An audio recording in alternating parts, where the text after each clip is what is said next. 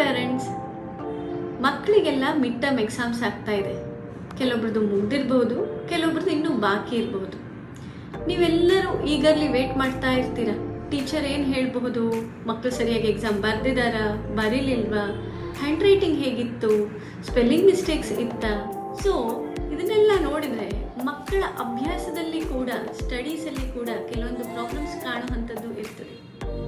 ಅವರು ಬೇಕಂತಲೇ ಮಾಡ್ತಾರೆ, ಅವರಿಗೆ ಇಂಟ್ರೆಸ್ಟ್ ಇಲ್ಲ ಅಂತ ಅಂದ್ಕೊಳ್ಳೋ ಬದಲು ಯಾಕೆ ನಮ್ಮ ಮಗು ಅಭ್ಯಾಸದಲ್ಲಿ ಹಿಂದೆ ಬೀಳ್ತಿದ್ದಾರೆ ಅಥವಾ ಅವರಿಗೆ ಯಾವುದು ತೊಂದರೆ ಇದೆ ಅಂತ ಅನ್ನೋದು ತಿಳ್ಕೊಳ್ಳೋದು ಮುಖ್ಯ.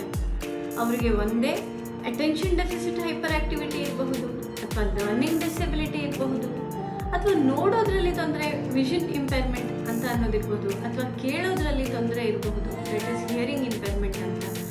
ತುಂಬ ಥರದ ಕಾರಣಗಳಿಂದನೂ ಕೂಡ ಮಕ್ಕಳಲ್ಲಿ ಅವರು ಸ್ಟಡೀಸಲ್ಲಿ ಹಿಂದೆ ಬೀಳುವಂಥ ಚಾನ್ಸಸ್ ಇರುತ್ತೆ.